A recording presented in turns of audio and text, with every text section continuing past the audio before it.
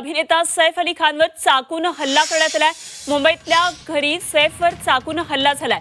घरात शिरलेल्या चोराकडून चाकून हल्ला करण्यात आलाय। सैफ अली खानवर सध्या लीलावती रुग्णालयामध्ये उपचार सुरू आहेत। उपचार करणाऱ्या डॉक्टरांनी एक महत्त्वाची माहिती दिलेली आहे। सैफ अली खानवर 6 ठिकाणी जखमा झालेल्या आहेत। यामधल्या 6व्या चाकू हल्ला झालाय आणि यामध्ये झालेल्या जखमांपैकी 2 जखमा या गंभीर असल्याचं कळतंय।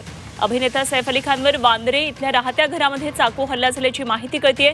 मध्यरात्रीच्या सुमारास हा चाकू हल्ला झाला। तर लीलावती रुग्णालयामध्ये सध्या त्याच्यावर उपचार सुरू आहेत आणि यामध्ये सध्या त्याच्यावर 2 शस्त्रक्रिया झाल्याचं कळतंय। सैफवर 6 वेळा चाकू हल्ला झालेला आहे आणि 2 चाकूच्या जखमा या गंभीर स्वरूपाच्या असल्याची माहिती उपचार करणाऱ्या डॉक्टरांनी दिली आहे।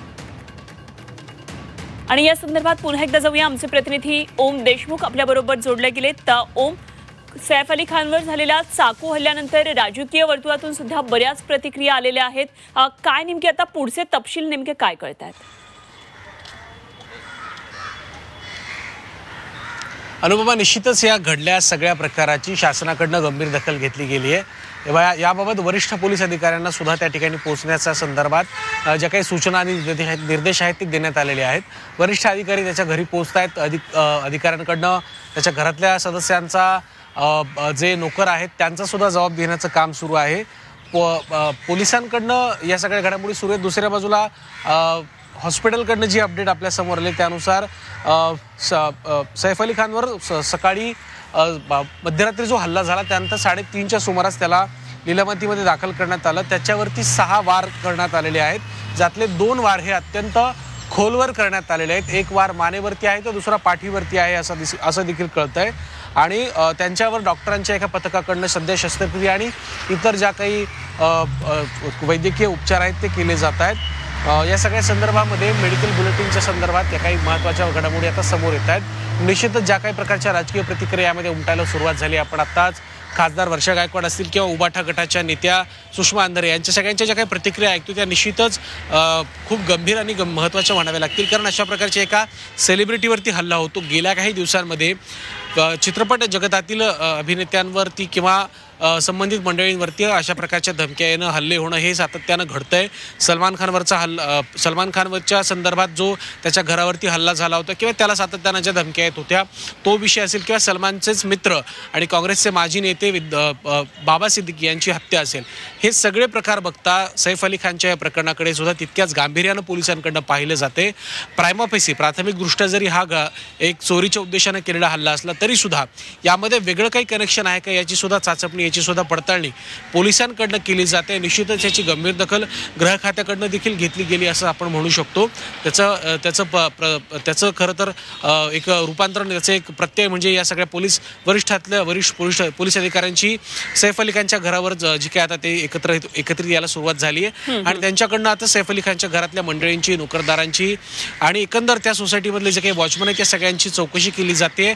काही मोबाईल सुद्धा त्या ठिकाणाहून जप्त करण्यात आलेले आहेत। वॉचमन असतील किंवा घरातली काही त्यांचे नोकर असतील यांचे मोबाईल फोन देखील पोलिसांच्या वतीनं जप्त करण्यात आल्याचं कळतंय। त्यामधून काही त्यांना वेगळा डाटा मिळतोय का, यापूर्वी त्यांचे कोणाचे कॉल लॉग्स आहेत का, कॉल डिटेल्स आहेत का, कोणाशी त्याबद्दल बोलणं झालंय का, हा हल्ला सुनियोजित होता का, चोरीच्या उद्देशाने अचानक घडलेली ही घटना आहे याची देखील चाचपणी केली जाते। मुळामध्ये एका उच्चभ्रू वस्तीमध्ये, सोसायटीमध्ये 12व्या मजल्यावरती राहणाऱ्या व्यक्तीच्या घरी अचानक चोर कसा काय शिरतो हा देखील एक प्रश्न प्रामुख्यानं पुढे येतोय। त्यामुळे सीसीटीव्ही असेल, खालचे सुरक्षा रक्षक असतील किंवा सैफ अली खानच्या घरातील नोकर असतील, या सगळ्यांची आता कसून चौकशी केली जाते आणि चौकशीच्या माध्यमातून काही पुढे येते का हे देखील पाहिलं जातंय।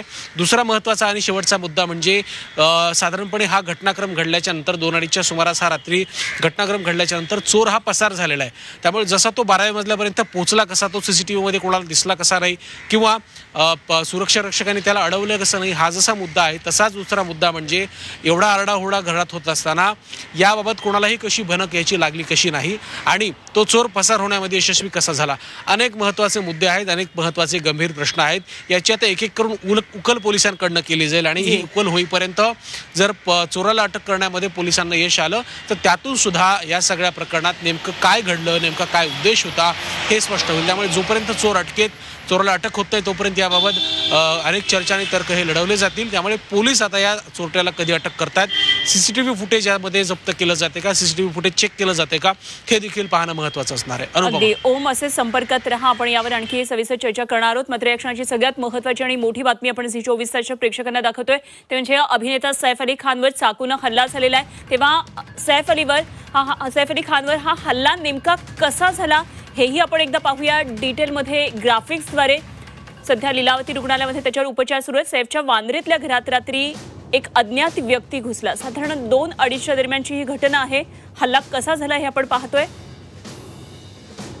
सैफच्या मोलकर्णीबरोबर या अज्ञातानं वाद घातला.